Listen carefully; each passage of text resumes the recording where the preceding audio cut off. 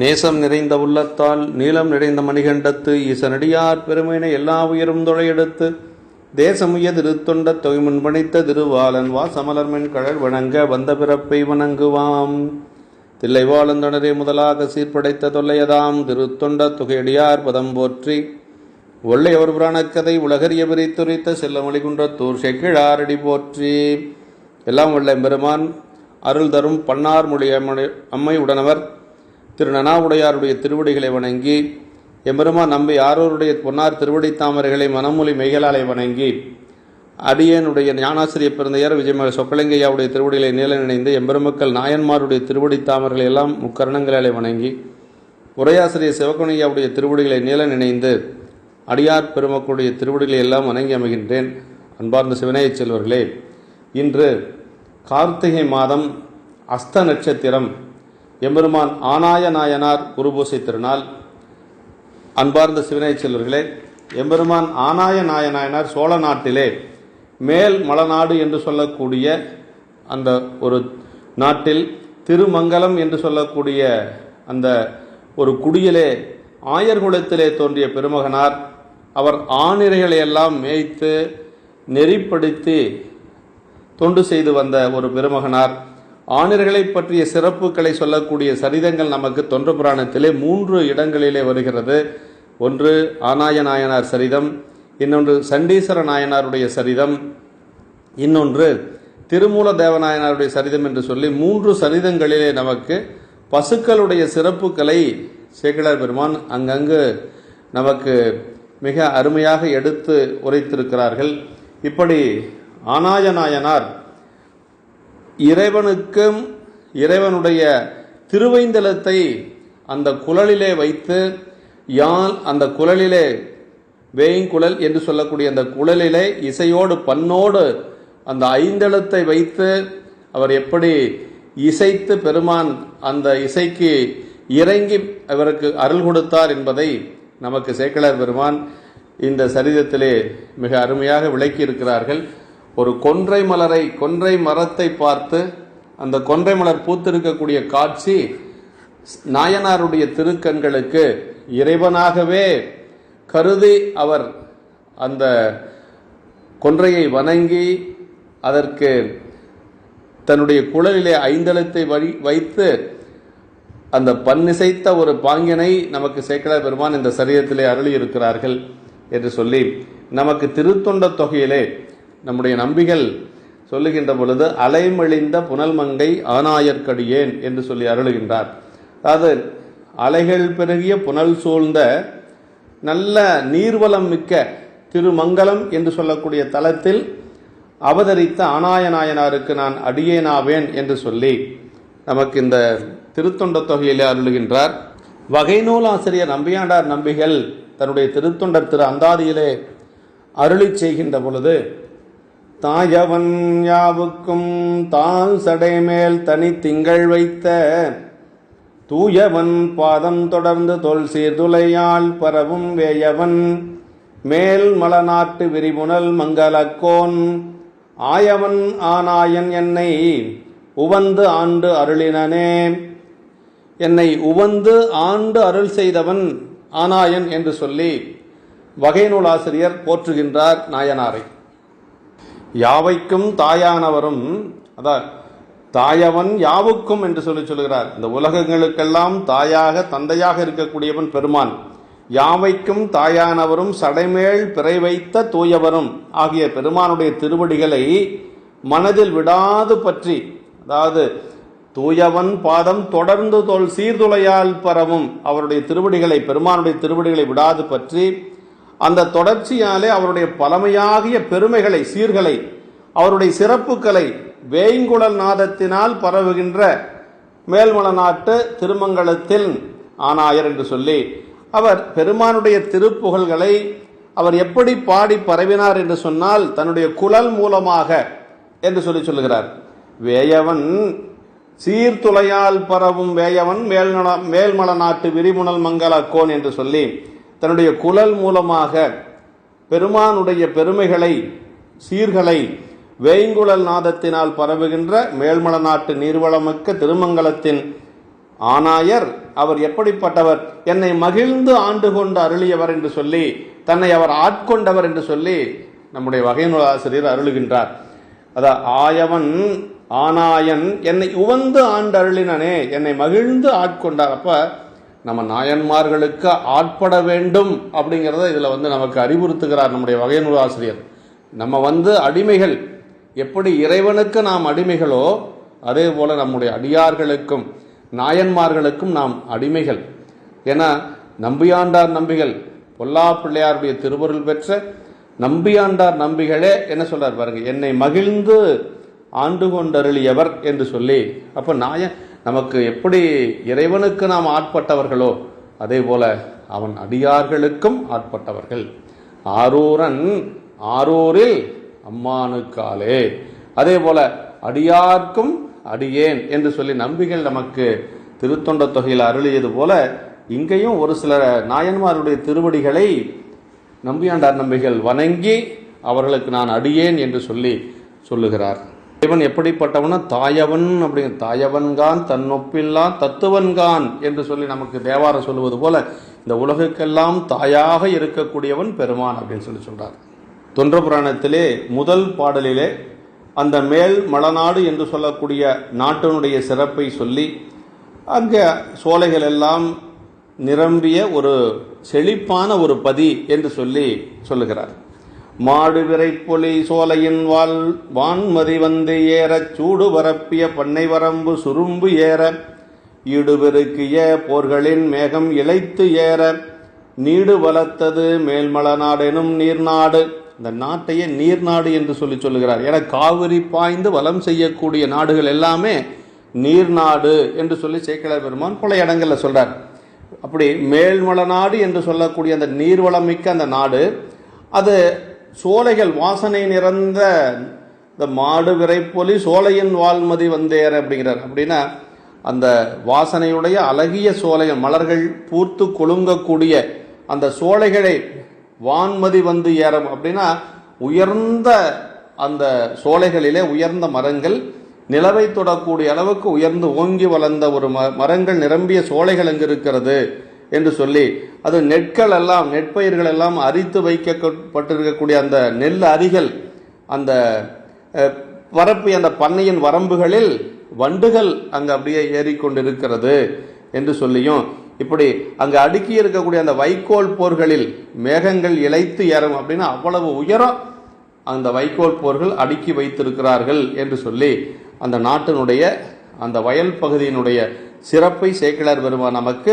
அருளுகின்றார். போர்களின் மேகங்கள் இழைத்து ஏறவும், மேகங்கள் ஏறுவதற்கு அப்படி இழைத்து ஏறக்கூடிய அளவுக்கு அந்த அந்த அறிந்த நெற்கள் அப்படி வைக்கோல் போர்கள் மேகங்கள் தவழ்ந்து செல்லக்கூடிய அளவுக்கு இருந்தது என்று சொல்லி சொல்கிறார். விந்தாங்குவ போலுமிகு வேணுபுரம் இதுவே என்று சொல்லி சேக்கிழார் நமக்கு ஞானசம்பந்த பெருமான் தேவாரத்தில் சொல்றார். சீர்காழியிலே உயர்ந்த கோபுரங்கள் மாட மாளிகைகள் நிறைந்திருந்தது என்று சொல்லி சொல்லுவார். செல்வ நெடுமாடம் சென்று சேனோங்கி செல்வம் மதிதோய செல்வம் உயர்கின்ற, அப்படி தில்லையம்பதியிலே அது மாதிரி உயர்ந்த கோபுரங்கள் எல்லாம் இருந்தது என்று சொல்லி நமக்கு ஞானசம்பந்த பிள்ளையார் தேவாரத்தில் அருளுகின்றார். வான்மதி வந்து ஏற அப்படின்னு இந்த பாட்டில் சொல்றது காரணம், மிக உயர்ந்து வளர்ந்த சோலையின் உயர்ச்சி குறித்த உயர்வு நவிழ்ச்சி அணி அப்படின்னு சொல்லி சொல்றார். அங்கு சோலைகள் நிரம்பி இருந்தது, நெற்பயிர்கள் நல்ல வளமிக்க ஒரு நிலையிலே அங்கு நெற்பயிர்கள் விளைந்து பயன் தந்தன. அதே போல கரும்பு ஆலைகள், அங்கு நிறைய கரும்பு சோலைகள் மிகுந்திருந்தது. அதில் கரும்பு ஆலைகள் எல்லாம் அங்கு நிரம்ப இருந்தது. அதில் அந்த கரும்பு பாலை காய்ச்சக்கூடிய அந்த ஆவிகள் எல்லாம் அப்படியே முகிலை தொடக்கூடிய அளவுக்கு புகைகள் அப்படியே வீசிக்கொண்டிருந்தது என்று சொல்லி அருளுகின்றார். முல்லை மலர்கள் எல்லாம் நிரம்ப இருந்தது. அது எப்படி இருந்தது என்று சொன்னால், அந்த காரில் மலரும் முல்லையின் குளிர்ந்த போன்ற வெள்ளிய பூக்களில் உள்ள வண்டுகள், அந்த கருங்குவலை மலர்களில் வண்டுகள் எல்லாம் தேன் உண்டு கொண்டிருந்தது என்று சொல்லி, அப்புறம் வயல்களில் எல்லாம் நாரைகள் நிரம்ப இருந்தது என்று சொல்லி, இப்படி அந்த நாட்டினுடைய சிறப்பை நெற்பயிர்களும் சோலைகளும் வாழை மரங்களும் கரும்புகளும் நிரம்ப இருந்த அந்த பெருமங்கலம் என்று சொல்லி அந்த நாட்டினுடைய சிறப்பை சேக்கிழார் பெருமான் நமக்கு அருளுகின்றார். நாட்டு சிறப்புல சேக்கிழார் பெருமான் சோழ நாட்டினுடைய சிறப்பு பொதுவாக சொல்லுகின்ற பொழுது எப்படி சொல்வார்?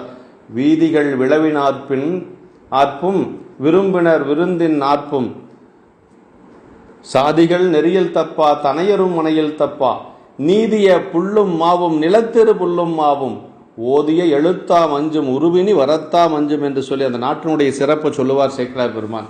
அது மாதிரி வீதிகள் விளவினார்ப்பும் விரும்பின விருந்தினார்ப்பும் என்று சொல்லி அந்த அளவுக்கு அந்த சோழ நாடு அவ்வளவு சிறப்பாக இருந்தது என்று சொல்லி நாட்டு சிறப்பிலேயே சொல்லியிருக்கிறார்.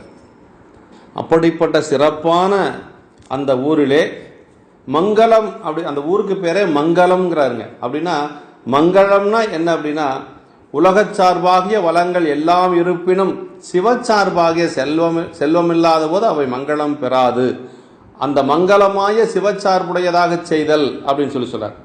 அதான் அப்ப அந்த செல்வத்தினுடைய அந்த பயன் என்னன்னா, அங்க மங்களம், அப்ப சிவச்சார்பு மிகுந்திருந்தது அப்படின்னு சொல்லி சொல்றார்.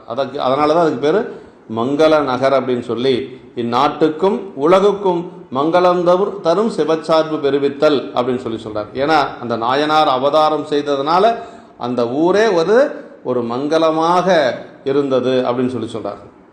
அப்படிப்பட்ட அந்த ஊரிலே ஒரு பெரிய குடியிலே அந்த ஆயர் குலத்திலே தோன்றியவர் இந்த நாயனார். அதான் சொல்றார், ஒப்பில் பெருங்குடி நீடிய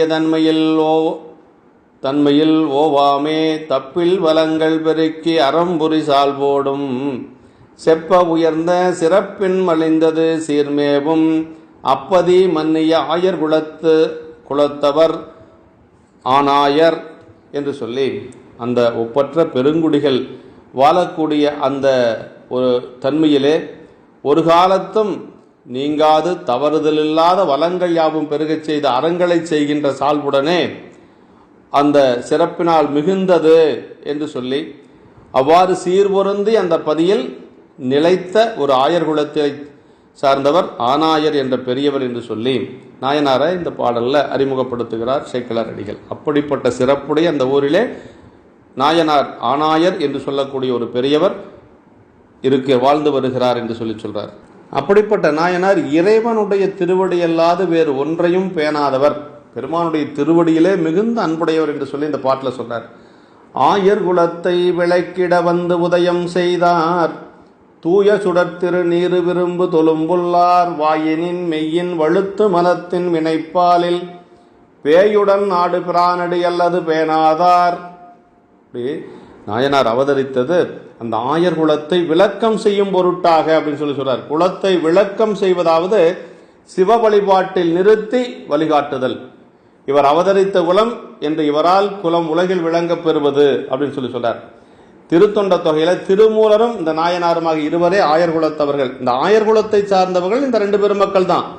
சண்டீஸ்வர நாயனார் அவர் அந்தனர் குலத்தை சார்ந்தவராக இருந்து ஆனரை மேய்த்தவர்.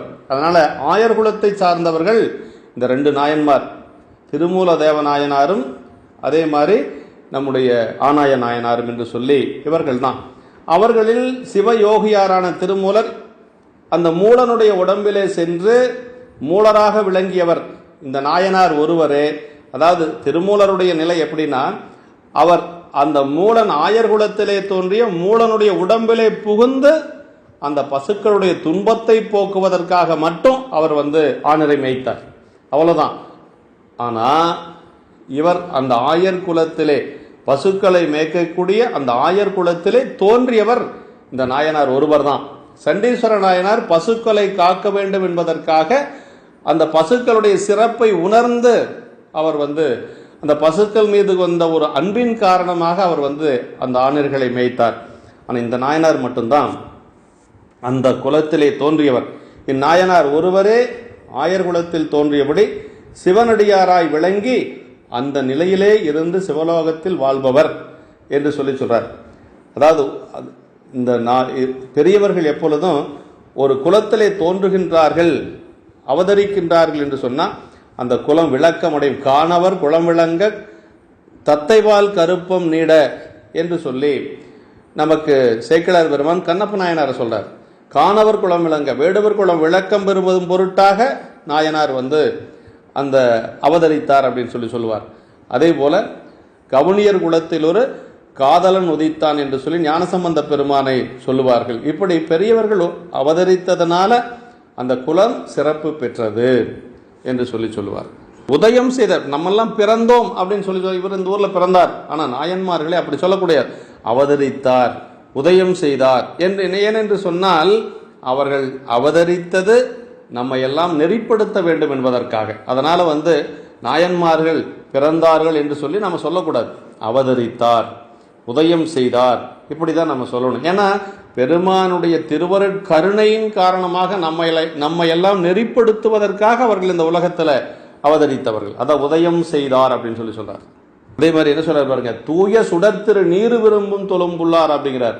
அப்படின்னா திருநீற்றனை தூய ஒளி வீசுகின்ற திருநீற்றை விரும்பக்கூடிய தொண்டிலே திருத்தொண்டில் நிலைத்து நின்றவர் அப்படின்னு சொல்றார். அதாவது திருநீர் எப்படிப்பட்டது? வீடு வேறு தரக்கூடிய ஒரு சாதனம் திருநீர்.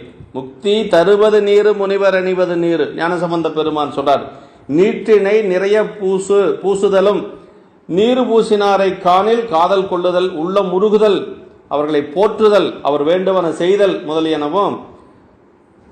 இந்த நாயனார் அந்த திருநீற்றின் மீது அவ்வளவு அன்பு வைத்திருக்கிறார். நல்ல பக்குவம் உடையவர்களுக்கு திருநீர் பூசணிகளை கண்டா அவர்களை அறியாத ஒரு அன்பு வரும். அதான் சேலும் கயலும் திளைக்கும் கண்ணார் இளங்கொங்கையில் செங்குங்குமம் போலும் பொடியணி மார்பிளங்கும் என்று சொல்லி நமக்கு பல்லாண்டு சொல்லுது.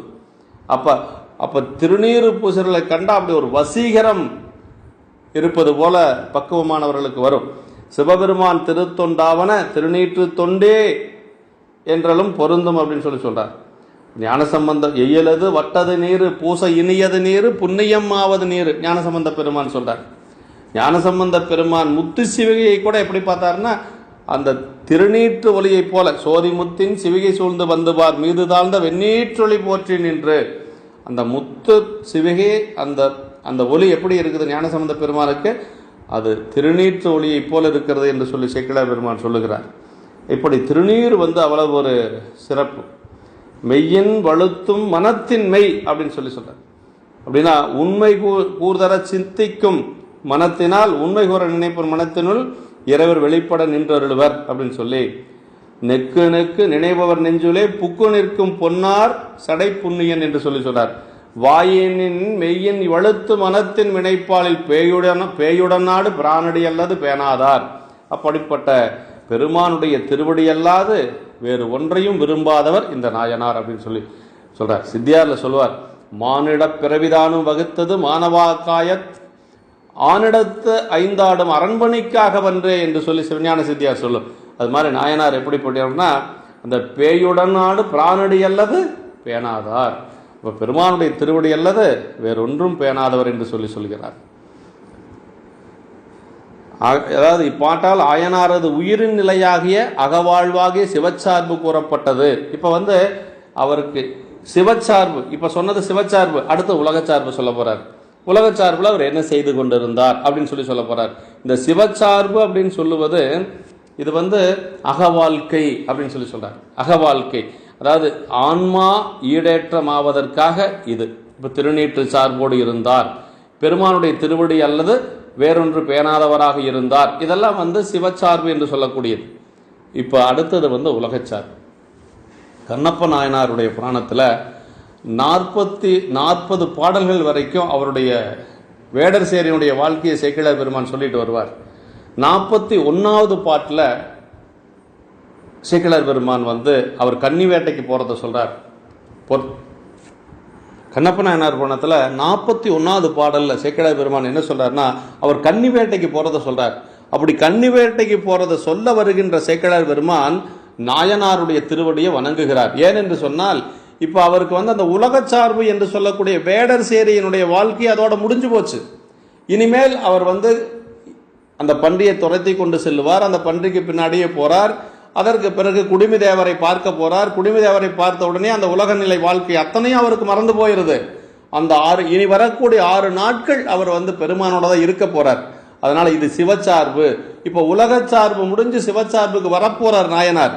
வந்த உடனேயே சேக்கிழார் பெருமான் அவர் திருவடியை நான் வணங்கிக்கிறேன்னு சொல்றார். இந்த பாட்டு 41வது பாட்டுல பொற்றட வரையின் பாங்கர் புரிவுறு கடன் முன் செய்த விற்றொழில் களத்தில் நன்னி விதிமுறை வணங்கி மேவும் அற்றை நாள் தொடங்கி நாளும் அடற்சிலை ஆண்மை முற்ற கற்றனர் என்னையாலும் காணவர்க்கு அரிய சிங்கம்.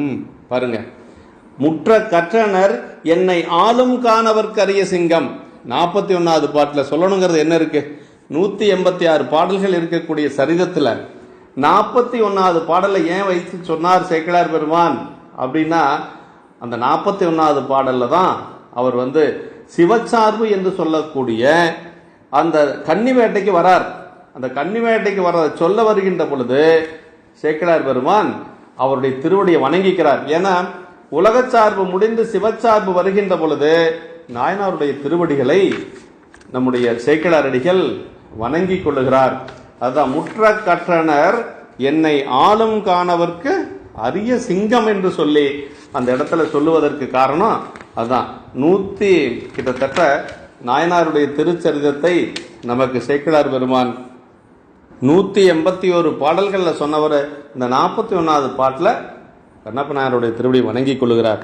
அது மாதிரி இந்த சரிதத்திலையும் நமக்கு இப்போ இந்த பாடலில் அதனால நாயனாருடைய அந்த உயிர் சார்பு என்று சொல்லக்கூடிய அந்த பதிநிலையை பற்றி சிவச்சார்பை பற்றி சொல்லி வந்தார். இப்போ அடுத்து இந்த பாடலில் அவர் உலகியல்ல என்ன செய்தார் அப்படிங்கிறத சொல்ல போறார். ஆனிரை கூட அகன்புறவிற்கொடு சென்று ஏறி கானுரை தீய விலங்குறு நோய்கள் கடித்து எங்கும் தூணரும் என்புல் அருந்தி விரும்பிய தூ நீரு உண்டு ஊனமில் நாயம் உழப்பில பல்க அளித்துள்ளார்.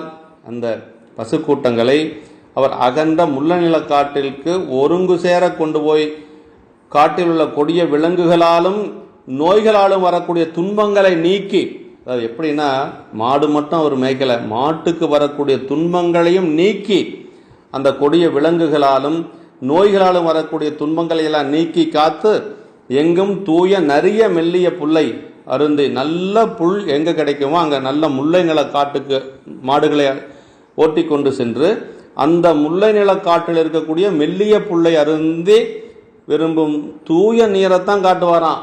சும்மா நினைச்ச பக்கமெல்லாம் தண்ணி காட்ட மாட்டாராம். மாட்டுக்கு தூய்மையான நீரினை உண்டு குற்றமில்லாதபடி பசு கூட்டங்கள் அளவில்லாது பெருகும்படி காப்பாற்றினார். பாருங்க, பசு மேய்க்கிறதுனா அந்த நோய் நொடிகளை எல்லாம் நீக்கி கொடிய மிருகங்களிடத்திலிருந்து அதை காப்பாற்றி அதை பருகுவதற்கு கூட நல்ல தண்ணீர் கொடுக்க வேண்டும் என்று சொல்லி சேக்கிழார் பெருமான் இங்கு அருளுகின்றார்.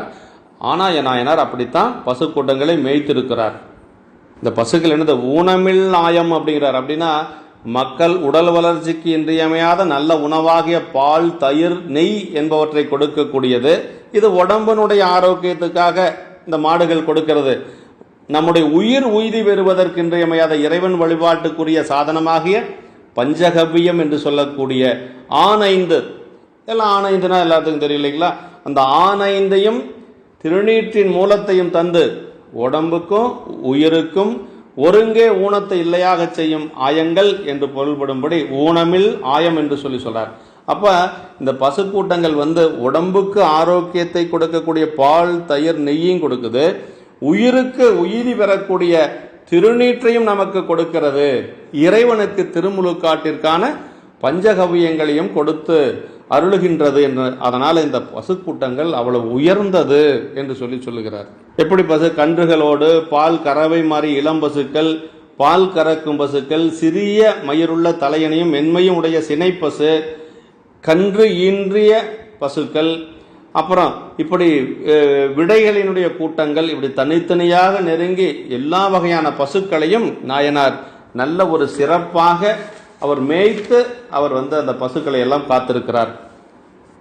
ஒரு பசு மேய்க்கின்ற பொழுது அந்த மூங்கிலே என்ன செய்வார்னா ஒரு குழல் செய்து, புல்லாங்குழல் அப்படின்னு சொல்லுவாங்க, அந்த குழல் செய்து அந்த சுரங்கள் எழும் தானங்களில் வந்த துளைகள் வரிசையை செய்து அந்த குழல்ல அங்கங்கு துளைகள் செய்து அதை சுரங்கள் எல்லாம் வருவது போல இவரே அமைத்து கொண்டு அந்த ஒவ்வொரு அங்குல அளவிலும் துளைகள் செய்து இவ்வாறு எடுக்கப்பட்ட அந்த குடலாகிய துளை இசை கருவியல் அவர் வாசிப்பார்.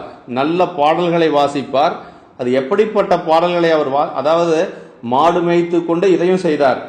அப்புறம் அது எப்படி செய்தார்னா, ஐந்தெழுத்தை அவர் எம்பெருமானுடைய திருவைந்தெழுத்தை தொடுத்த முறையில் அதே மாதிரி 7 இசைகளோடு சுருதி பெறும்படி வாசித்து, அந்த வேறு வழியில் செல்லாமல் இசையினால் தடுக்கப்பட்ட சராசரங்கள் எல்லாம் பொருந்த அந்த இசை அமுதத்தனை நாயனார் நாள்தோறும் இசைத்து வந்தார்.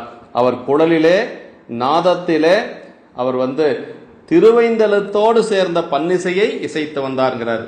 எடுத்த குழல் கருவினியில் எம்பிரான் எழுத்து ஐந்தும் தொடுத்த முறை 7 இசையின் சுருதி பெற வாசித்து தடுத்த சராசரங்கள் எல்லாம் தங்க வரும் தம் கருணை அடுத்த விசை அமுதளித்து செல்கின்றார் அங்கு ஒரு நாள். அப்படி அவர் தினந்தோறும் செய்து கொண்டு வருகிறார். ஒரு புல்லாங்குழல் அவரே அமைத்து கொண்டார். அந்த புல்லாங்குழலே அவர் மீட்கிறார், இசையோடு மீட்கிறார். அந்த புல்லாங்குழலே உயர்ந்த பொருளாகிய திருவைந்தெழுத்தை சாரமாக வைத்து பன்னிசைக்கிறார். அப்படி இசைத்து கொண்டு வரக்கூடிய ஒரு நாள் என்ன நடக்குது அப்படின்னா, அப்படி அவர் தினசரி வாசித்து கொண்டு வருகின்ற பொழுது ஒரு நாள் அவர் உடம்பு முழுக்க நல்ல ஒரு திருநீர் அணிந்து கொள்கிறார். தின்கோல நெற்றியின் மேல் திருநீற்றின் ஒளி கண்டோர் கண்கோடன் நிறைந்தார கவின் விளங்கம் இசையணைந்து. அப்படி கவினை தருவது நீருன்னு ஞானசம்பந்த பெருமான் சொல்வார். திருநீர் அணிந்தாவே அழகுங்க. இப்போ அழகா இருக்கிறவங்க திருநீர் அணிந்தா மேலும் அழகா இருப்பாங்க. அழகே இல்லாதவங்க திருநீர் அணிந்தா கூட அழகா இருப்பாங்க. பாருங்க, கவினை தருவது நீர், கவின்னா அழகு. அப்ப இவர் கண்கோடன் நீர் கண்கோடு அணி நிறைந்தாரா கவின் விளங்கம் இசை அணிந்து என்று சொல்லி அப்படி நெற்றியிலே திருநீர் அணிந்து கொண்டு நிறைந்த நீரணி மார்பில் நிறைமுல்லை முகை சுருக்கி செறிந்தவுனை வடந்தால திரள் தோளின் புடையலங்க அரைந்த சுரும்ப இசை அரும்ப வரையுடுத்த மரவுரியின் புறந்தலையின் மலிதானை பூம்பொட்டு பொலிந்தசைய என்று சொல்லி அவர் ஒரு நாள் அப்படி மாடு மேய்க்க செல்லுகின்றவர் என்ன செய்கிறார்னா, நிறைவாக திருநீற்றை அணிந்த மார்பினிடத்து வரிசையாக உடம்பு முறை அப்படி திருநீர் அணிந்து கொண்டு அவர் அந்த முல்லை அரும்பினை சுருக்கி முல்லை மலர்கள் சூழ்ந்த மாலையை அணிந்து கொண்டு பருத்த தோள்கள் மேல் அணிந்த மாலையின் பூக்கள், அந்த பூக்களை நாடி வண்டுகள் எல்லாம் அவரை பாடிய இசையினாலே மலர அவர் அப்படியே மரவுரி ஆடையோடு அந்த அழகிய பட்டு போன்ற மேலாடை அழகாக அசைய பெருமானுடைய அந்த சிவந்த திருவடியிலே தொடுதோலும் செங்கையிலே வெள்ளிய கோலும் சிவந்த திருவடியிலே தொடுதோலும் செங்கையிலே வெள்ளிய கோலும் பொருந்த இசைனை தரும் வேய்குழலும் மிக்க விளக்கத்தை செய்ய தமது ஏவலின்படி தொழில் செய்யும் காவல் புரிகின்ற ஆயர்களும் கன்றுகளோடு கூடிய ஆணிர்களையும் தம்மை சூழ்ந்து வர அப்படி அவர் இப்போ ஆணிரை மேய்ப்பதற்காக அந்த நாள் செல்லுகிறார். அவரோடு மற்ற ஆயர் குலத்தவர்களும் செல்லுகின்றார்கள். அந்த கன்றுகளும் பசுக்கூட்டங்களும் அவர் பின்னாடி அப்படியே செல்லுகிறது. பூக்கள் மலர்கின்ற மாலை இணைந்த கோவலராகி ஆனாயர் ஆணிரை காப்பதற்கு புறம்போந்தனர். இவர் அந்த அன்று ஒரு நாள் அப்படின்னா அந்த நாள் ரொம்ப ஒப்பற்ற நாள். அது ஏன்னா பெருமான் நேரே எழுந்து அருள் செய்யக்கூடிய நாள். அதனால அன்று ஒரு நாள் அப்படின்னு சொல்லி சொல்றார். இப்ப நாயனார் எப்பொழுதும் போல நிறை காப்பதற்காக செல்லுகிறார். நாயனாருடைய அந்த திருநீற்று கோலத்தை சொல்லுகின்ற பொழுது தின்கோல நெற்றியின் மேல் திருநீற்றின் ஒளி கண்டோர் கண்கோட நிறைந்தாரா கவின் விளங்கம் இசையணிந்து. நாயனாருடைய திருமேனி திருக்கோலம் முழுவதுமே அழகு விளங்கியனவாய் இருந்தாலும் அவருடைய திருக்கோலமே அழகு நிறைந்த கோலம்தான். அதற்கெல்லாம் மேலாய் கண்டோர் கண்கள் சலிக்காமல் கண்கொள்ளா காட்சியாக விளங்கியது அந்த திருநீற்றினுடைய நெற்றியில் திருநீற்று பொலிவுதான் அப்படின்னு சொல்லி, இது உயிருக்கு சார்பாயுள்ள மேம்பட்ட ஒரு சிவச்சார்பின் விளக்கமாதலின் ஏனைய உடல் பொழிவுகளை விட அவருக்கு அந்த திருநீறு பூசியது தான் அவ்வளவு அழகு பெற விளங்கியது அப்படின்னு சொல்லி அந்த திருநீற்று பூசிய கோலத்தை தேற்றம்பட சேக்கிழ பெருமான் அருளியிருக்கிறார். இவர் இந்த திருநீற்று கோலத்தோடு ஆணிரை மேய்ப்பதற்காக செல்லுகின்றார். செல்லுகின்ற வழியிலே ஒரு கொன்றை மரத்தை பார்க்கிறார். அந்த கொன்றை மரத்திலே கொன்றை மலர் அப்படி பூத்து குலுங்குகிறது. அந்த பூத்து குலுங்கிய அந்த கொன்றை மலரை பார்த்து அவர் சிவபெருமானாகவே கருதுகிறார். ஏன்னா பெருமானுக்கு கொன்றை மலர் மிகச்சிறந்த ஒரு மலர். அதனால சிவபெருமானே அங்கு நிற்பது போல அவர் மனமுருகி ஒன்றிய சிந்தையோடு அவர் இப்போ குழலை வாசிக்க தொடங்குகிறார். அதான் சொல்றார், சென்றணைந்தானாயர் செய்த விரை தாமமென மன்றர் மலர்த்துணர் தூக்கி மருங்குதால் சடையார் போல் நின்றதொரு கொன்றையினை நேர் நோக்கி நின்றுருகி ஒன்றிய சிந்தையில் அன்பை உடையவர்வால் மடை திறந்தார். இந்த ஆனாயர் கையால் தொடுத்து செய்யப்பட்ட மனமுடைய மாலை போல, அந்த சரக்கொன்றை என்று சொல்லுவது ஒரு மலர் தொடுத்தா எப்படி இருக்குமோ, மாலை தொடுத்தா எப்படி இருக்குமோ, கையால் மலர் தொடுத்த மாலை எப்படி இருக்குமோ அது மாதிரி இருக்கும். அந்த அப்படியே கொத்து கொத்தாக தொங்கிக் கொண்டிருக்கக்கூடிய காட்சியானது பெருமானுடைய திருமுடியிலே சூட்டப்பட்ட மலர் போல அவருக்கு தெரிகிறது. இப்ப இறைவன் அவனுக்கு சூட்டப்பட்ட மாலைகள் போல, மலர்கள் போல அந்த கொன்றை மலர் அவருக்கு தெரிகிறது. அப்படி மனம் பொருந்திய மலர்களாகிய கொத்துக்களை தொங்கவிட்டு பக்கங்களிலே தாழ்ந்து விளங்கும் சடைகளுடைய பெருமானை போல நின்ற மனமுடைய ஒரு கொன்றை மரத்தினை நேராக நோக்கி நின்றதொரு கொன்றையினை நேர் நோக்கி நின்றுருகின்றார். ஒன்றிய சிந்தையில் அன்பை உடையவர்வால் மடை திறந்தார் அப்படின்னு சொல்லி ரொம்ப ரொம்ப முக்கியமான பாட்டு. அதாவது நேர் நோக்கி அப்படின்னு சொல்றாரு. அப்படின்னா அதாவது முதலில் கொன்றை மலர்த்து உணரும் கனியும் கண்டார். அவரது மனம் மொழி மெய் என்ற மூன்றும் சிவனையே பற்றி இருப்பனவாதலின் முன்னே காணும் கொன்றையும் உள்ளே காணும் சிவனுருவும் நேராக நோக்கினார். அதான் அவருக்கு உள்ளே ஏற்கனவே அந்த சிவபெருமானுடைய உருவம் உள்ளே இருக்கிறது. இப்ப கொன்றையை காண்கிறார். இந்த கொன்றையும் உள்ள இருக்கக்கூடிய சிவமும் நேராக ஒத்தது. நேர் நோக்கி நின்றுருகி ஒன்றிய சிந்தைங்கிறார்.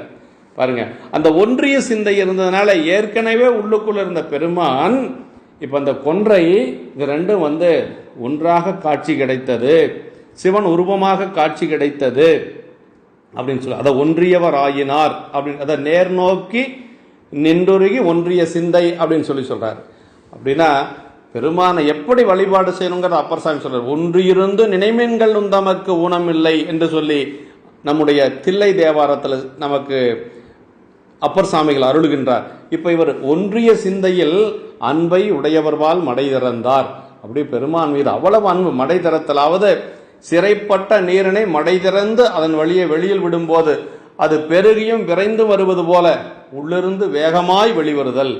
உடையவர் அன்பருளம் புகுதற்கு இங்கனமே சிறைபெறா நீர்போல் சிந்தை வாய்ப்பாயும் திருப்பெருந்துறையுரை சிவனே என்று சொல்லி திருவாசகம் சொல்லுவது போல, அதாவது சிறைபெறா நீர்போல் சிந்தை வாய்ப்பாயும் திருப்பெருந்துறையுரை சிவனே எந்தையே ஈசா உடலிடம் கொண்டாய் என்று சொல்லுவது போல இப்ப அவருக்கு உள்ள இருக்கக்கூடிய அந்த அன்பு மடை திறந்து இப்ப அந்த குழல் மூலமாக வருகிறது. மடை திறந்த வெள்ளம் போல வருகிறது. அதாவது ஒன்றிய சிந்தைனா வேறு பிரித்துணர மாட்டாது ஒன்றாம் தன்மையில் பட்ட மனது, அதாவது ஒன்றியிருந்து நினைமின்கள் என்று சொல்லக்கூடிய அந்த நிலை. இப்ப நாயனார் அப்படி இருக்கிறார். நாயனார் எப்படின்னா முக்கரணங்களாலும் மனம் மொழி மெய் என்று சொல்லக்கூடிய 3 கரணங்களாலும் சிவனடி அல்லது வேறு பேணாதார். அவ்வாறு பேணும் செயலனை திருவிடை அன்புரு கானத்தின் குழல் வாசனையாக மேற்கொண்டார். அதன்படி 5 எழுத்தினை சுருதி பெற வாசித்து சராசரங்களுக்கு தம் கருணை தங்கும் இசையமுது அளித்து வருவாராயினார். இவ்வொழுக்கத்தின் முதிர்ச்சியினாலே மலர்ந்த கொன்றையின் காட்சியும் தாம் எப்போதும் உள்ளே வைத்துக் கொண்ட சிவகாட்சியும் ஒன்றாயின. அது முதிர்ந்து உள்ள அடங்க மாட்டாது இசை வெள்ளமாக பறந்ததுங்கிறார். பாருங்க, ஏற்கனவே அப்படி பெருமான உள்ளுக்குள்ள வச்சிருக்கிறார், நெஞ்சுக்குள்ள. அதாவது பெருமானை எங்க வைக்கணும்னா நெஞ்சுக்குள்ள வச்சிருக்கணுங்க. அதான் ரொம்ப சிறப்பு. ஆடிபாதம் என் நெஞ்சுள் இருக்கவேனார் அப்பர் சாமி. அப்ப இருக்க வேண்டிய இடம், பெருமான் இருக்க வேண்டிய இடம் எதுன்னா நெஞ்சுதாங்க. தொண்டர் அகமலால் கோயில் இல்லை ஐயனார் இருக்கு அப்பர் சாமிகள். தொண்டர் அகமல்லால் கோயில் இல்லைங்கிறார். இப்ப இறைவன் விரும்பி இருக்கக்கூடியது ஒரு தோழன் தொண்டருளன். மணிவாசக பெருந்தை சொல்றார். எங்க இருப்பான் பெருமான்? ஒரு தோழன் தொண்டருளன் கோதில் குலத்தரந்தன் கோயில் பினா பிள்ளைகால்னு திருவெம்பாவையில சொன்னார். அப்ப இறைவன் விரும்பி இருக்கக்கூடிய இடம் நம்முடைய நல்ல ஒரு அன்புடைய அடியவர்களுடைய உள்ளம் அப்படின்னு சொல்றார்.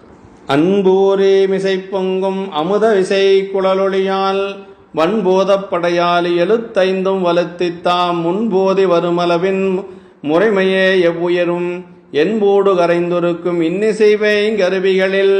அதாவது அன்போரி மிசை பொங்கும் அமுத விசை குழலொளியால் அப்படிங்கிறார். எப்படி பாருங்க, அதாவது அன்பின் உள்ளே ஊறி மேலே பொங்கும் அமுதாக இசைனை தருகின்ற குழல் ஒளியினாலே அன்பினில் உள்ளே ஊறி மேலே பொங்கும் அமுதமாகிய இசையை தரக்கூடிய குழலொளியினாலே அந்த பூதகணப்படையை ஆளும் பெருமானுடைய திருவைந்தலத்தையும் துதித்து அந்த இசையில முக்கியமா அது அவ்வளவு சிறப்பானதுக்கு காரணம் ஐந்தலத்தை வைத்து ஓதியது தான். ஐந்தலத்தையும் துதித்து தாம் முன்பு ஊதி வரும் அளவின் முறைப்படியே எவ்வுயிர்களையும் எலும்பும் உள்ளே நைந்து உருக்க வல்லதாக இனிய தரும் வேய்ங்குழல் கருவிகளில் அப்படியே எலும்பையும் உருக்கக்கூடிய அளவிலே அவர் அந்த ஐந்தலத்தை வைத்து அவர் ஓதுகிறார். இப்ப நாயனார் இசைத்த அந்த இசை எப்படி இருக்கிறதுனா, எப்படி அவர் இசைத்தாருங்கிறத சொல்றார். ஆய விசை புகழ் நான்கின் அமைந்த புகழ் வகையெடுத்து மேயதுலை பற்றுவன விடுப்பனவாம் விரல் நிறையில் சேய ஒலியிடையலைய திருவாலன் எழுத்தஞ்சும் தூய இசை கிளை கொள்ளும் துறையஞ்சின் முறை விளைத்தார். அதாவதுங்க, ஆய விசை புகழ் நான்கின் அமைந்த புகழ் வகையெடுத்து அப்படின்னு சொல்லி சொல்ற. அப்படின்னா இசையின் புகழ் நான்கினிலும், நான்கு வகையான இசையிலும், அதாவது இசையின் புகழ் நான்கிலும் கொடிப்பாலைக்கு அமைந்த கூறுபாடாகிய திறத்தனை எடுத்து இதை இசையை பற்றி நிறைய சொல்லியிருக்கிறாருங்க. அது இசை ஞானம் உள்ளவர்களுக்கு தெரியும். சுரம் எழும்பும் 7 துளைகளில் விரல்களை பொத்துவதும் விடுப்பதும் ஆகிய வரிசையின் செயல், அதை 7 துளைகள் இருக்கும். அதில் எந்தெந்த இசைக்கு தகுந்த மாதிரி ஒரு துளை அடைப்பது, ஒரு துளையை நீக்குவது, இப்படி அந்த கைகளின் மூலமாக, விரல்கள் மூலமாக அந்த செயல்களினாலே அந்த ஒளியிடையிலை சஞ்சரித்து விளங்க.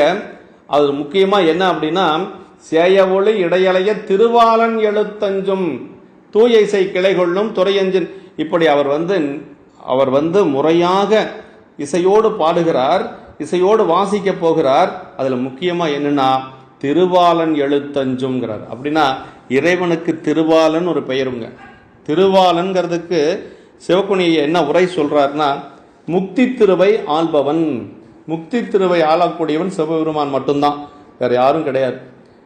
தொண்டர் புராணத்துல 5 இடங்களில் திருவாலன் என்ற சொல் வருகிறது. இன்னொரு இடத்துல திருவாலனார் அப்படின்னு ஒரு சொல் வருது. மொத்த சேர்த்துனா 6 இடங்கள். அந்த 6 இடங்கள்ல ஞானசம்பந்த பெருமான் புராணத்துல 2 இடங்கள். அந்த 2 இடத்திலையுமே திருவாலன் என்று சொல்லக்கூடிய சொல் சிவபெருமானை குறிக்கக்கூடியதார் சேக்கிழார் பெருமான் அருளி இருக்கிறார். அதே போல நாவுக்கரசு பெருமானுடைய சரீரத்திலே வருகிறது. நாவுக்கரசருடைய பெருமானுடைய சரீரத்திலேயும் திருவாலன் திருநீறு திலகவதியார் அளிப்ப பெருவாழ்வு வந்ததென பெருந்தகையார் பணிந்தேத்த என்று சொல்லி திருவாலன் திருநீறு, பெருமானுடைய திருநீரை திலகவதியார் அளிப்ப நாவுக்கரசு பெருமான் அணிந்து கொண்டார் என்று சொல்லி சேக்கிழார் பெருமான் அங்கு பதிவு செய்து காட்டுகிறார். 3. 4வதாக இந்த ஆனாய நாயனாருடைய புராணத்தில் இந்த இடத்துல வருது திருவாலன் எழுத்தஞ்சும் என்று சொல்லி. இது 1. இதுவும் சிவபெருமானை பற்றி சொல்லக்கூடியது தான்.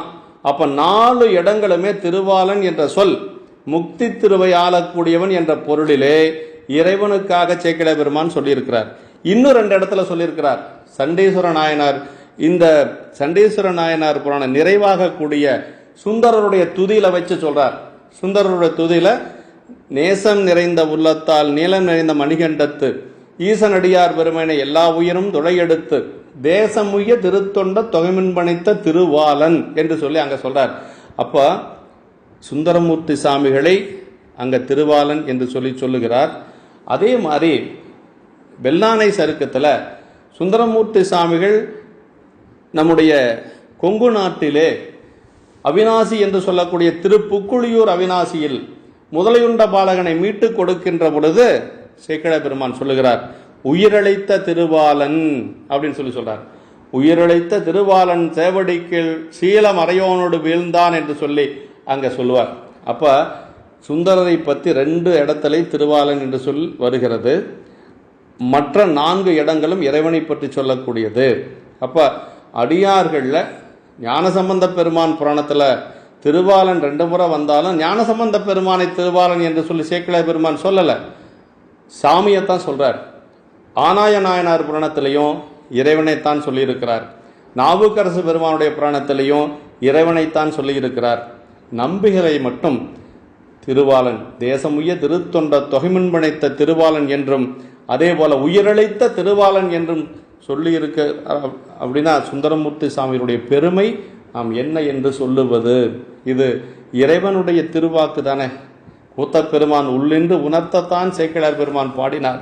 தன்னுடைய பெருமைகளை அப்படியே நம்பிகளுக்கும் அவர் வைத்து போற்றியிருக்கிறார். அவர் அந்த குழலிலே ஐந்தெழுத்தை வைத்து ஓதினார். அவருடைய அந்த திருவாயிலே அந்த குழலை வைத்து ஊதியனுடைய சிறப்பு சேக்கிழார் பெருமான் சொல்றார். அவருடைய திருவாய அந்த உதடுகளை சொல்லுகின்ற பொழுது சுந்தர செங்கனி வாய் அப்படின்னு சொல்றார் பாருங்க. மந்தரத்தும் மத்தி மத்தும் தாரத்தும் வரன் முறையால் தந்திரிகன் மெலிவித்தும் சமம் கொண்டும் வலிவித்தும் அந்தரத்து விரற்தொழில்கள் அளவு பெற அசைத்தியக்கி சுந்தர செங்கனி வாயும் துளைவாயும் தொடக்குன்ன. சுந்தர செங்கனி வாய்கிறார். ஆனாயருடைய திருவாய் எப்படி சொல்றார் சேக்கிழார் பெருமான்? இதுதான் அடியார்களை பற்றி நம்முடைய ஆசிரியர் பெருமான் அருளுவது. சுந்தர திருவாய்கிறார் பாருங்க. அழகிய சிவந்த கனி போன்ற அதரமும் குழலின் துளைவாயும் ஒன்றுபட்டு கூடி அந்த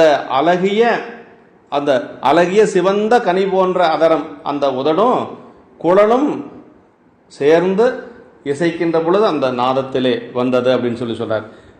இது இசையினுடைய சிறப்புகளை எல்லாம் அதனுடைய பெருமைகளை எல்லாம் இதுல ரொம்ப விரிவாக சொல்லப்பட்டிருக்கிறது. அந்த இசை ஞானம் உடையவர்கள் விரிவா சிவகணியுடைய உரையை படிக்கின்ற பொழுது அது தெரியும். சுந்தர செங்கனி வாய் அப்படின்னு சொல்றார் நாயனாருடைய திருவாயை. நம்முடைய கண்ணப்ப நாயனாருடைய புராணத்துல கண்ணப்ப நாயனார் குழந்தையாக இருக்கின்ற பொழுது ஒரு வயசு 2 வயசு குழந்தையாக இருக்கிற பொழுது அந்த குளறி பேசுவார். அப்பொழுது அவருடைய வாயில் அந்த எச்சில் ஊறும். அந்த எச்சில் ஊறுறது சேக்கிழார் பெருமான் எப்படி சொல்றாருன்னா, புண்ணிய கங்கை நீரில் புனிதமாம் திருவாய் நீரில் உள்நனைந்து அமுதம் ஊற ஒழுகிய மலலை தீஞ்சொல் என்று சொல்வார். அப்பதான் குழந்தை பேச ஆரம்பிக்குது. அந்த பேச ஆரம்பிக்கின்ற பொழுது எச்சில் தெரிக்கிறது குழந்தையினுடைய வாயிலிருந்து, கண்ணப்ப நாயனாருடைய வாயிலிருந்து. அதை எப்படி சொல்றாருன்னா, புண்ணிய கங்கை நீரில் புனிதமாம் திருவாய் நீர். கங்கை நீரை விட புனிதமானது இந்த நாயனாருடைய திருவாய் நீர்னு சொல்றார். ஏன் அப்படி சொன்னார்னா, அந்த திருவாய் நீர் பொன்முகலை ஆற்றினுடைய நீரோடு சேர்ந்து பெருமானுக்கு அபிஷேகமாக ஆகப் போவது பின்னாடி. அதை முதல்லையே சொல்லுகிறார் சேக்கிழார் பெருமான். அப்ப நாயனார்களுடைய ஒரு நிலையை அப்படி சொல்லுகிறார்.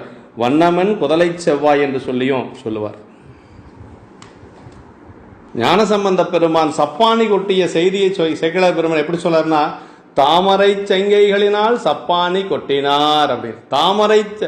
தாமரை செங்கைகளினால் சப்பானி கொட்டினார் அப்படின்னு சொல்லுவார். இப்படி பாத தாமரைகள் நொந்தான பைய என்று சொல்லுவார். இப்படி அந்த நாயனாருடைய திருமேனிகளை சொல்லுகின்ற பொழுது சேக்கிழார் பெருமான் அடை கொடுத்து சொல்லுவது அவருடைய இயல்பு. இசையால் பெருமானை வழிபாடு செய்வது ஒரு சிறப்பு. அளப்பிள கீதம் சொன்னாருக்கு அடிகள் தாம் அருளுமாறே அப்பர் சாமி சொல்றார். அளப்பிள கீதம், அந்த கீதத்தை இவர் குழலிலே வைத்து இசைக்கிறார். அதுலேயும் ஐந்தெழுத்தை பொருளாக வைத்து இசைக்கிறார். அப்ப பெருமான் எவ்வளவு அருள் செய்திருப்பார் பாருங்க. அதனாலதான் குழலோடு பெருமானுடைய திருவடி பேர் அடைந்தவர் இந்த நாயனார். அவர் வேய்குழலோடு பெருமானுடைய திருவடி பேர் அடைந்தவர். பன்னொன்றை இசைபாடும் பலனம் சேர் அப்பனையன் கண் பொருந்தும் போல்தத்தும் கைவிட நான் கடவேனோன்னார் அப்பர் சாமிகள். இப்ப பன்னோடு கீதத்தை மிகப்பாடும் அடியார்கள் குடியாக பாதத்தை தொலை நின்ற பரஞ்சோதி பயிழுமிடம் ஞானசம்பந்த பெருமான் சொல்றார். அளப்பிள கீதம் சொன்னாருக்கு அடிகள் தாம் அருளுமாறே நாவுக்கரசு பெருமான் சொல்றார். இப்படி கீதம் என்று சொல்லுவது பெருமானுக்கு மிக மிக உயர்ந்தது. விளக்கினால் பெற்ற இன்பம் என்ற பாட்டில் என்ன சொல்றார்? அளப்பிள கீதம் சொன்னாருக்கு அடிகள் தாம் அருளுமாறே அப்படின்னு சொல்லுவார். இப்போ நாயனார் இந்த பாட்டில் என்ன சொல்றாருன்னா, வள்ளலார் அப்படின்னு சொல்றாரு பாருங்க. வள்ளலார் வாசிக்கும் மணித்துளைவாய் வைங்குழலின் உள்ளொரை அஞ்செழுத்தாக ஓங்கி எழுமதுர ஒலி வெள்ள நிறைத்து எவ்வுயிர்க்கும் மேலமரர் தருவிளைதேன் தெள்ளமுதின் உடன் கலந்து செவி பார்ப்பதென தேக்க வள்ளலார் வாசிக்கும் மணித்துளைவாய் அப்படிங்கிறார். வள்ளலாராகி ஆனாயர் வாசிக்கின்ற அழகிய துளைவாயினுடைய அந்த வேய்குழலிலே புல்லாங்குழலிலே திருவைந்தெழுத்தினை உள்ளுரையாக கொண்டு ஒழுக்கெடுத்து, அந்த ஐந்தெழுத்தை உள்ளுரையாக கொண்டு ஒழுக்கெடுத்து பெருகி எழுகின்ற மதுரம் பொருந்திய இசையொலியின் வெள்ளமானது நிறைந்து எல்லா உயிர்களிடமும் மேலான வானத்தின் வாழும் தேவர்களது கற்பக மரத்தில் விளைந்த தேனினை தெள்ளிய அமுதத்தினுடன் கலந்து செவிவழியாக வார்ப்பது போல் நிறைக்கிறார். அதாவது இவர் வாசித்தது அந்த ஐந்தெழுத்தை அதிலே சேர்த்து வாசித்தது எப்படி இருந்தது அப்படின்னா, வானுலகத்தில் இருக்கக்கூடிய தேவர்களுடைய கற்பக மரத்திலே விளைந்த தேன், கற்பக மரமே உயர்ந்தது, அதுல விளைந்த தேன் எவ்வளவு உயர்வா இருக்கும். அந்த கற்பக மரத்திலே விளைந்த தேனினை அதை அமுதத்தோடு கலந்து கற்பக மரம் சிறந்தது, அதில் இருக்கக்கூடிய தேன் அதை விட சிறந்தது.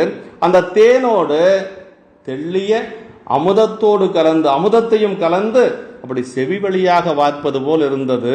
எப்படி பாருங்க, நாயனார் வாசித்த அந்த குழல் இசை ஏன் அப்படி இருந்தது அப்படின்னா, கற்பக மரத்தில இருக்கக்கூடிய தேன், அந்த தேனோடு அமுதமும் சேர்ந்து எப்படி அந்த செவி வழியாக அந்த ஓசையானது அவ்வளவு இன்பத்தை கொடுத்ததுங்கிற. தெல்லமதின் உடன் கலந்து எவ்வுயிர்க்கும் மேலமர தருவிளைதேன் தெல்லமதினுடன் கலந்து செவி பார்ப்பதென தேக்கங்கிறார்.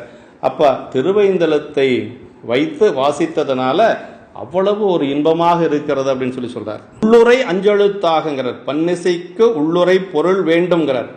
உள்ளுரை இல்லாத வெறும் பண்கள் அது ஒன்றும் பயனற்றது அப்படின்னு, பயனில்லை அப்படின்னு சொல்றார். சொலவள வேதம் சொலவள கீதம் சொல்லுங்கால் சிலவள போலும் என்று சொல்லி குறிஞ்சி பன்னிலை திருச்சிராப்பள்ளி தேவாரத்தில் ஆளுடைய பிள்ளையார் சொல்லத்தக்க கீதத்தினையே சொல்லதல் வேண்டும். இங்கு சராசரங்களை இசைமயமாக்கி உருக்கியதும் ஆனாயனாரை சிவபெருமான் திருமுன்பை எப்போதும் வாசித்துக் கொண்டே இருக்க பண்ணினதும் இசையின் உள்ளுரையாக திருவைந்தெழுத்து அப்படின்னு சொல்றார். அப்ப திருவைந்தெழுத்து அவ்வளவு சிறப்பு. நோய் போக்கி உயிர்காக்கு மருந்துக்கு மேல் இனிய கட்டி பூசி உண்பிப்பது போல பிறவி நோய் நீக்கி உயிருக்கு மீளா இன்பம் தர வல்லது இந்த திருவைந்தெழுத்து என்று சொல்றார். நெல்லினுள் அரிசி போல உள்ளே உருகின்ற உண்மை பொருள் அஞ்செழுத்து. அதாவது சி பஞ்சாக்கரம் அப்படின்னு சொல்லுவது. சி பஞ்சாக்கரம் மகா மந்திரம், மந்திரங்களுக்கெல்லாம் மூலமாகிய மந்திரம். அதான் சேக்கிழ பெருமான் மதுரை மதில் சொல்றார், ஆதி மந்திரம் அஞ்செழுத்து ஓதுவார் நோக்கும் ஆதிரத்தினும் மற்ற மந்திர விதி வருமே என்று சொல்லி ஞானசம்பந்த பெருமான் புராணத்தில் சொல்றார். அங்க அடியார்கள் தங்கியிருந்த மடத்தில் ஆதி மந்திரம் அஞ்செழுத்து சொன்னதனால சமணர்களுடைய தீ அங்கு பற்ற முடியவில்லை என்று சொல்லுவார். அதே மாதிரி காதலாகி கசிந்து கண்ணீர் மழ்கி ஓதுவார் தம்மை நென்னறிவிப்பது வேதம் நான்கிலும் மெய்ப்பொருளாவது நாதன் நமன் நமச்சிவாயவே என்று சொல்லுவார். துஞ்சலும் துஞ்சல் இல்லாத பொழுதிலும் நெஞ்சகம் நைந்து நினைமின் நாள்தோறும் வஞ்சகமற்றடி வாழ்த்த வந்தகூற்று அஞ்ச உதைத்தன அஞ்செழுத்துமே என்று சொல்லுவார். நற்கற்றுணை பூட்டியோர் கடலில் பாச்சினும் நற்றுணையாவது நமச்சிவாயோ. அஞ்செழுத்து அவ்வளவு சிறப்பு சொல்றார். விண்ணுறு அடுக்கிய விறகின் வெவ்வழல் உண்ணிய புகிழவை ஒன்றுமில்லையாம் பண்ணிய உலகினில் பயின்ற பாவத்தை நன்னி நின்றிருப்பது நமச்சிவாயவே. அப்ப நமச்சிவாயத்தை சொன்னா நாம் செய்த பாவங்கள், இப்ப செய்து கொண்டிருக்கக்கூடிய பாவங்கள், இதனால் வரக்கூடிய பாவங்கள் அனைத்துமே அழிந்து விடும் என்று சொல்லி நமக்கு நாவுக்கரசு பெருமான் சொல்லுகின்றார். நற்றவா உன்னை நான் மறக்கினும் சொல்லும் நான் நமச்சிவாயவே. நமக்கு பாண்டி கொடுமுடி பதிகத்திலே சொல்லுகிறார். நம்முடைய நம்பிகள் பதி விதி என்னும் அஞ்செழுத்து என்று சொல்லியும் இவ்வாறு அந்த திருவைந்தெழுத்துக்கு அவ்வளவு சிறப்பு இருக்கிறது. அந்த ஐந்தெழுத்தை பொருளாக கொண்டு அவர் வாசித்தது தான் இந்த உலக உயிர்களையெல்லாம் உருக்கியதற்கு காரணம். இந்த இசையானது நர உலகத்துக்கும் சென்றது, அதே போல தேவலோகத்துக்கும் சென்றது. தேவலோகத்தில் இருக்கக்கூடிய தேவ மகளிர்கள் எல்லாம் கற்பக பூஞ்சோலைகளின் பக்கத்தில் இருந்து அந்த ஒரு இசையை அனுபவித்துக் கொண்டிருந்தார்கள். ஏழு இசை அமுதத்தினை பருகினார்கள் என்று சொல்லுகிறார். இப்படி அவர் அந்த இசைக்கின்ற பொழுது எல்லா உயிர்களும் அப்படியே நிற்பனவும் சரிப்பனவும் என்று சொல்லக்கூடிய நிலை பெற்று இருக்கக்கூடிய தாவரங்களும் இயங்கக்கூடிய உயிரினங்களும் விலங்குகளும் எல்லாம் அப்படியே கரணங்கள் எல்லாம் மேவி அந்த புலன்களெல்லாம் ஒன்றாக இருந்து அதை அனுபவித்துக் கொண்டிருந்ததுங்கிறார். இவ்வாறு நிற்பனவும் சரிப்பனவும் இசைமயமாய் மெய்வாலும் கரணம் மேவிய ஒன்றாயினவால் மொய் வாசன் அருங்கொன்றை முடிச்சடையார் அடித்தொண்டர் செவ்வாயின் விசை வைத்த திருக்குழல் வாசனை உருக்க அப்படியே எல்லாம் உருகி நிற்கிறது. நிற்பனவும் சரிப்பனவுங்கிறார். அந்த நிற்பன என்று சொன்னால் தாவரங்கள், இந்த தாவரங்களும் அந்த இசையிலே அப்படியே உருகி இருந்தது. அந்த கொன்றைமலர் சூடிய முடிச்சடையுடைய சிவபெருமானது அடித்தொண்டர் ஆனாயர் அந்த திருக்குழல் வாசனை உட்புகுந்து உருக்குவதனாலே அந்த நிற்பனவும் அசரங்களும் சரங்களும் இசைமயமே ஆகி தமது மெய்யும் அதில் வாழும் புலன்களும் கரணங்களும் இசையாகி ஒரு தன்மை அடைந்தன என்று சொல்லி அனைத்து உயிர்களும் அப்படியே உருகி நின்றது அப்படிங்கிறார். இத்தனை உயிர்களையும் தாண்டி பெருமானுடைய திருவடிக்கு போகுது அந்த இசை. அதான் சொல்லார்.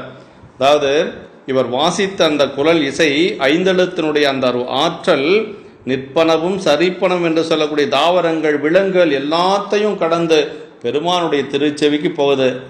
அந்த நிலையை சொல்லார். இப்ப மெய்யன்பர் மனத்தன்பின் விளைந்த இசை குழலோசை வையந்தன்னையும் நிறைத்து வானும் தன் வயமாக்கி பொய்யன்புக்கு எட்டாத பொற்புதுவில் நடம்புரியும் ஐயந்தன் திருச்செவியின் அருகனைய பெருகியதால். அப்படி மெய்யன்பரது அன்பினால் விளைந்த குழலினது இசை ஓசையானது இந்த உலகத்தையும் நிறைவித்து வானுலகத்தினையும் தன் வசமேயாகச் செய்து பொய்யன்பினுக்கு எட்டாதவரும் பொன்னம்பலத்தினில் திருக்கூத்து இயற்றுகின்றவருமாகிய ஐயரது திருச்செவியின் பக்கத்திலே அணையும்படி பெருகிற்று.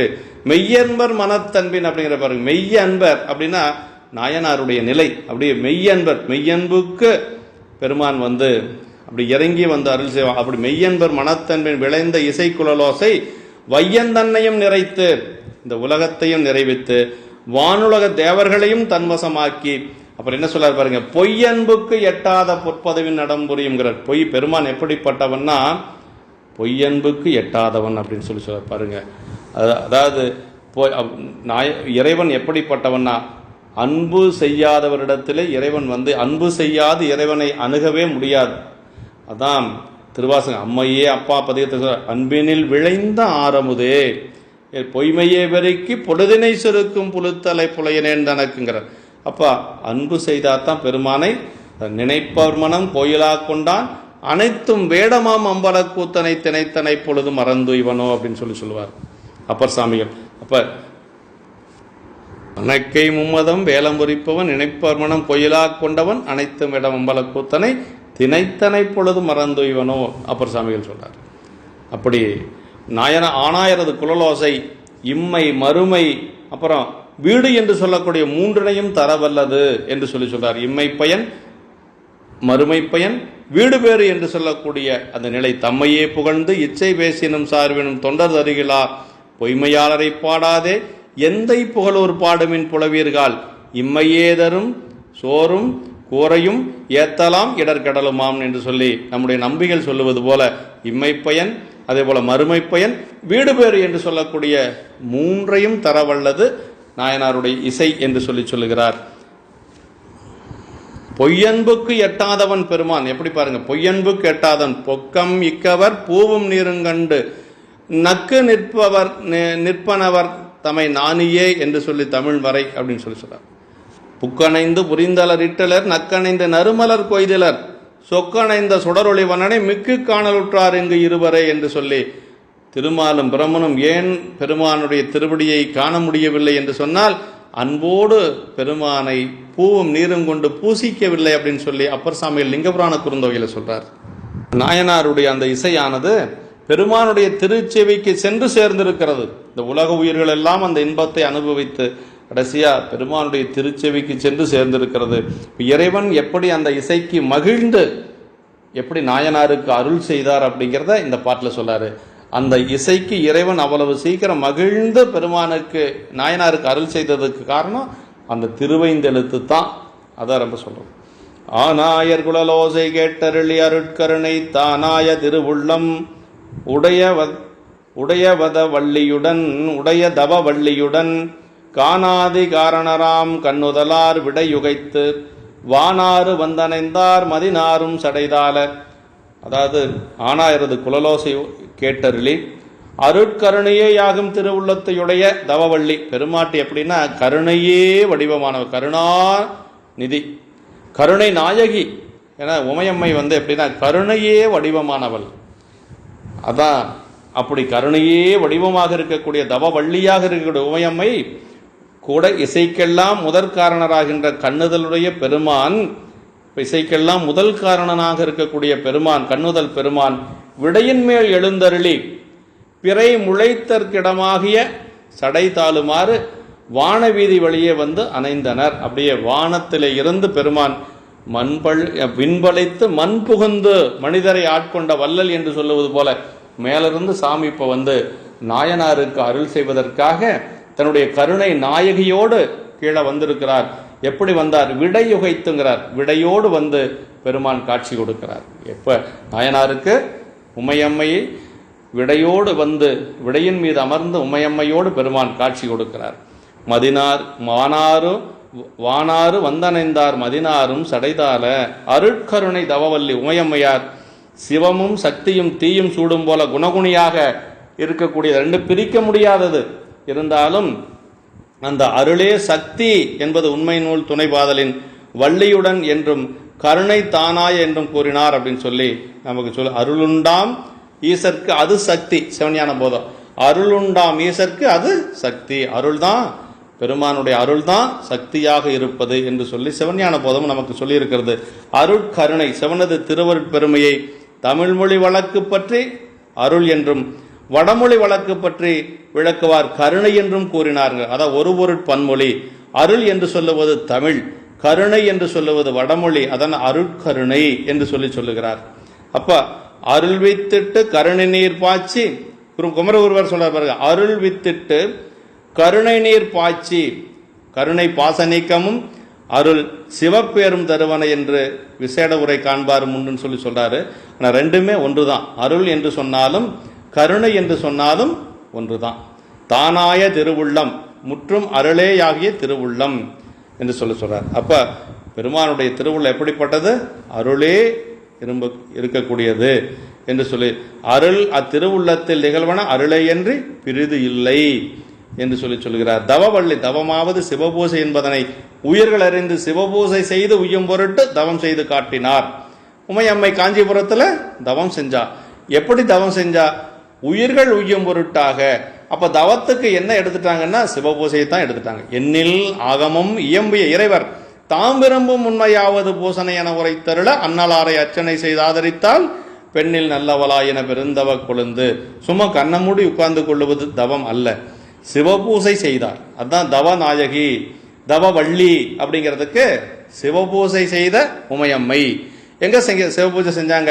காஞ்சிபுரத்துல வந்து, கைலாயத்தில் இருந்து காஞ்சிபுரத்துல வந்து தவம் செஞ்ச திருக்குறிப்பு பதிவு செய்யப்பட்டிருக்கிறது. தண்டரு சிந்தை தபோதனார் தாம் மகிழ்ந்து உண்டது 3 புவனமும் உண்டது என்று சொல்லி திருமந்திரம். இப்ப தபோதனார் என்ற ஒரு சொல்லுக்கு சிவகணியை என்ன உரை சொல்றாருன்னா, தவத்தையே தனமாக உடையவர். தவம் என்று சொன்னால் சிவபூசையே தவம் என்று சொல்லுகிறார். அப்ப தவவள்ளி என்று சொன்னா இந்த இடத்துல தான் தவவள்ளின்னு சொல்றாரு. தவவல்லின்னு ஏன் சாமி உமையம்மைய சொல்றாரு அப்படின்னா, ஆன்மாக்கள் உய்யும் பொருட்டாக காஞ்சிபுரத்திலே உமையம்மை ஏகாம்பரநாதரை பூசை செய்து கொண்டிருக்கிறார். அதனால தவவல்லி அப்படின்னு சொல்றார். இறைவன் வெளிப்பட்டு அருள் செய்கிறார். திசை முழுதும் கணநாதர் தேவர்கட்கு முன்னெருங்கி மிசைமடைந்து வரும் பொழுது வேற்றொழிகள் விரவாமே அசைய எழும் குழல் நாதத்து அஞ்செழுத்தால் தமை பரவும் இசை விரும்பும் கூத்தனார் எழுந்தருளி எதிர் நின்றார். எல்லா திசைகளில் நின்றும் தேவர்களுக்கு முன்னே அந்த சிவகணநாதர்கள் வரும் பொழுது குழலிசைக்கு மாறாகிய வெற்றொழிகள் இடைப்புகுந்து கலக்காமல் அசை எழுகின்ற குழல்நாத இசையனில் அமைந்த திரு ஐந்தெழுத்தினாலே தம்மை பரவுகின்ற இசைனை விரும்புகின்ற அருட்கூத்தராகிய பெருமான் எழுந்தருளி வந்து, சாமி வந்து அந்த இசைக்கு மயங்கி உமையம்மையோடு வந்து எழுந்தருளி வந்து இப்போ நேரில் நிற்கிறாருங்க.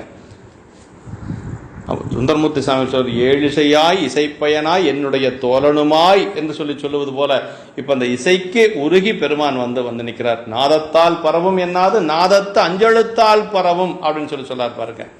5 எழுத்தால் பரவியதனாலே சிவபெருமான் வெளிப்பட்டு வந்தனர் என்று அறிவித்தற்கு அது காரணமாகவே இசை விரும்பும் கூத்தனார் அப்படின்னு சொல்றார். இசை விரும்பும் கூத்தனார் எப்படிப்பட்ட இசையா இருக்கணும்? 5 எழுத்தை பொருளாக உடைய இசையாக இருக்கணும், அல்லது பெருமானுடைய புகழை பொருளாக உடைய இசையாக இருக்கணும். பூமி மேல் புகழ்தக்க பொருளே உன்னை என்ன ஆனா எண்ணினல்லால் ஏழையேன் என் சொல்லி ஏத்துகேன். அப்பர் சாமி தேவாரத்தில் சொல்றார். இந்த பூமியில புகழக்கூடிய ஒரே ஒரு பொருள் பரம்பொருள் சிவபெருமான் தான் அப்படின்னு சொல்றார். அப்பர் சாமிகள் சொல்றார். இப்ப 5 எழுத்தாகிய சிவநாமத்தினை பிடித்து பன்னால் அழைத்து பரவி ஆனாயர் முன்பு பல நாட்கள் அவர் வந்து 5 எழுத்தை வைத்து பெருமானை பாடி பரவி இருக்கிறார். இப்ப சிவபெருமான் எதிர்பட்டு நின்றனர். அவரது நாமமே திருவைந்தெழுத்து. ஆலை படுகரும்பின் சாறு போல அன்னிக்கும் 5 எழுத்தின் நாமத்தான் கான் என்று சொல்லி நமக்கு தேவாரம். அப்ப பெருமானுடைய திருநாமமாக இருப்பது அஞ்செழுத்து அப்படின்னு சொல்லு. நின்னாம திரு எழுத்தஞ்சும் படைக்கலமாக உண்ணாமத்து எழுத்தஞ்சும் என்னாவில் கொண்டேன் என்று சொல்லி அப்பர் சாமிகள் சொல்றார். அப்ப அவருடைய திருநாமமாக இருப்பதும் அஞ்செழுத்து அப்படின்னு சொல்றார். இப்ப பெருமான் முன்னின்று எப்படி அவர் அருள் செய்தார் அப்படிங்கறத சொல்றார். முன்னின்ற மலவிடை மேல் முதல்வனார் எப்பொழுதும் சென்னின்ற மனப்பெரியோர் திருக்குழல் வாசனை கேட்க இன்னின்ற நிலையே நம்பால் அணைவா என அவரும் அந்நின்ற நிலை பெயர்ப்பார் அரையர் திருமருங்கனைந்தார். இப்படி முன்னே நின்ற இளமையாகிய விடையின் மேல் வந்த முதல்வனார் செம்மை பொருந்திய மனத்தையுடைய பெரியோராய் ஆனாயரது திருக்குறள் வாசனை எப்பொழுதும் கேட்டுக்கொண்டிருப்பதற்காக இப்ப எப்படி அருள் செய்திருக்கிறார்னா, நீ இப்ப இருக்கக்கூடிய நிலையோடு அப்படியே என்னுடைய சிவலோகத்துக்கு வா அப்படின்னா இந்த குடலோடவே சிவலோகத்துக்கு வரணுமா. அப்ப ஆனாய நாயனார் அங்கேயும் எப்படி இருக்கிறாரு? ஏன்னா பெருமானுக்கு அங்கேயும் இது போல இசையை கேட்டுக்கொண்டு இருக்கணும்னு ஒரு ஆசை. இன்னிசை வீணையர் யாழினர் ஒருபால் சென்னையில் அஞ்சலி கூப்பினர் ஒருபால் என்று சொல்லி மணிவாசக பெருந்தை சொல்லார் பாருங்க. அப்ப இன்னிசை பாடக்கூடிய இசைஞர்கள் அங்க இருந்திருக்கிறாங்க கைலாயத்துல. இப்ப சாமி அப்படியே கூட்டிட்டு போயிருக்காரு பாருங்க. இப்ப நம்ம ஆனாய நாயனார் எங்க இருக்கிறாருன்னா கைலாயத்துல சிவலோகத்துல பெருமான் இருக்கக்கூடிய இடத்துல அந்த இவர் நின்ற நிலை குடலோடவே எப்பொழுதும் இசைத்து கொண்டே இருக்கிறார். இன்னின்ற நிலையே நம்பால் அணைவாய் என அவரும் அந்நின்ற நிலை பெயர்ப்பார் அரையர் திருமருங்கனைந்தார் என்று சொல்லி அப்ப ஆனாயரது திருக்குறள் வாசனை எப்பொழுதும் கேட்டுக்கொண்டிருப்பதற்காக இங்கு நின்ற நிலைமையாகவே நம்மிடத்தினை அணைவாயாக என்று அருளி செய்ய ஆனாயரும் அவ்வாறு அங்கு நின்ற அந்நிலையனை பெயர்ந்த ஐயரது திருமருங்கில் அணைந்தனர். இப்ப நாயனார் பெருமானுடைய திருவடியிலே சென்று சேர்ந்தார். எப்படி சென்று சேர்ந்தார்? குழலுடனே சென்று சேர்ந்திருக்கிறார். அங்கேயும் நாயனாருக்கு பணி என்ன? பெருமானை குழல் இசையிலே வைத்து போற்றுவது. கொன்றையின் நீழலில் நின்று வாசித்த வண்ணமாக குழல் வாசித்துக் கொண்டே செவ்வெருமானது மருங்கில் அமர்கின்றனர். ஆதலால் அவரது அத்திருக்கோலத்தை உச்சி முதல் அடிவரை முறையாக படம் வரைந்து ஆசிரியர் காட்டிய தன்மையாக அந்த பாடல் எல்லாம் சொல்லியிருக்கிறாருங்க. அதாவது காரைக்கால் அம்மையார் அதான் கேட்டாங்க, எப்பொழுதும் பெருமானுடைய தூக்கிய திருவடிக்குங்கேல பாடிக்கொண்டே இருக்கணும்னு வரம் கேட்டாங்க. இப்ப நாயனாருக்கு அதே மாதிரி குழல் இசைத்து கொண்டே இருக்கக்கூடிய வரத்தை சாமி கொடுத்திருக்கார். காரைக்கால் அம்மையாருக்கு அவர் திருவடிக்குங்கேல பாடிக்கொண்டே இருக்கக்கூடிய வரத்தை கொடுத்திருக்கிறாங்க. இரவாத இன்பன்பு வேண்டிப்பின் வேண்டுகின்றார் பிறவாமை வேண்டும் மீண்டும் பிறப்பு உண்டேல் உன்னை என்று மறவாமை வேண்டும் இன்னும் வேண்டு நான் மகிழ்ந்து பாடி அறவா நீ ஆடும்போது உன் அடியின் கீழ் இருக்க என்றார். அந்த திருவடிக்குங்கேல பாடிக்கொண்டே அம்மையார் இருக்கிறார். இந்த நாயனார் அந்த திருவடிக்குங்கேல அந்த குழல் இசையிலே ஐஞ்செழுத்தை வைத்து வாசித்து கொண்டே இருக்கிறார் என்று சொல்லி நமக்கு இந்த சரீரத்தில் நிறைவாக இறைவன் அருள் செய்த அந்த கருணை திறத்தை சேக்கிட பெருமான் அருளி இருக்கிறார். நிகழ்வு நடந்தது. விண்ணவர்கள் மலர்மாறி மிடைந்துலகம் இசை விளங்க எண்ணில் அரும் முனிவர்குலாம் இருக்கு மொழி எடுத்தேத்த அன்னலார் குழல் கருவி அருகிசை தங்கு உடன் செல்ல புண்ணியனார் எழுந்தருளி பொதுவின் இடைப்புக்கார் என்று சொல்லி தேவர்கள் கற்பகமலை பொழிந்தார்கள். அளவில்லாத முனிவர்கள் கூட்டங்கள் மறைமொழிகளாலே வேதங்களாலே துதித்தார்கள். பெருமையுடைய ஆனாயர் குழலிசை வாசித்து பக்கத்தில் உடன் செல்லவும் புண்ணிய பொருளாயுள்ள சிவபெருமான் அங்கு நின்றும் எழுந்தருளி பொன்னம்பலத்தினடை புகுந்தருளினார். அங்கிருந்து கூத்தப்பெருமான் பொன்னம்பலத்திலே சென்று புகுந்தார்.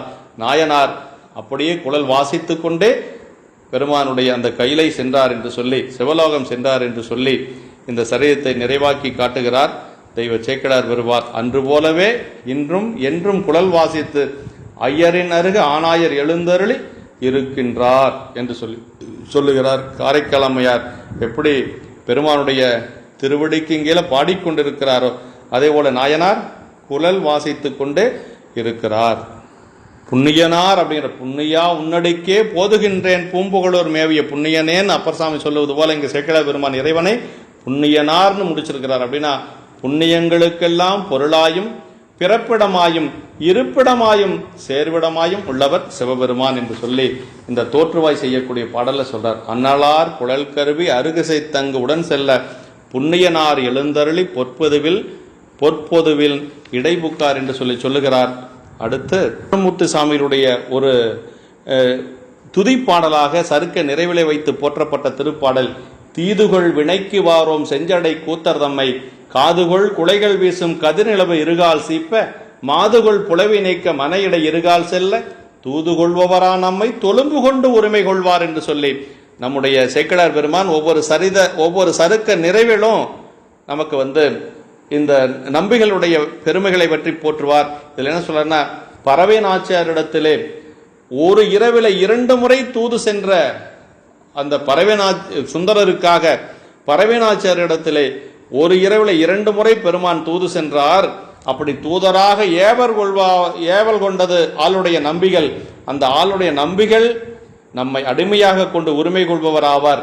நம்ம யாருக்கு அடிமைனா, அந்த இறைவனையே ஏவல் கொண்ட இறைவனுக்கு அடிமையாக இருந்தார். இறைவனையே ஏவலும் கொண்டார். அந்த இறைவனையே ஏவல் கொண்ட மாதுகொள் புலவை நீக்க மனையடி இருகால் செல்ல தூது கொள்பவரா நம்மை தொழும்பு கொண்டு உரிமைகொள், அவர்தான் நம்மை அடிமை கொள்வதற்கு உரிமையுள்ளவர் என்று சொல்லி நம்பிகள் அவ்வளவு பெருமையுடையவர் என்று சொல்லி இந்த சரிதத்திலே நிறைவு செய்து காட்டுகிறார். இந்த நல்ல நாளிலேதான் ஆனாய நாயனார் பெருமானுடைய திருவடி அடைய பெற்றார், குழலோடு சென்று சிவலோகம் சேர்ந்தார் என்று சொல்லி நிறைவு செய்து காட்டுகிறார். என்றும் இன்பம் பெருகும் இயல்பினால் ஒன்று காதலித்து உள்ளமும் ஓங்கிட மன்றுளார் அடியார் அவர் வான்புகள் நின்றதெங்கும் நிலவி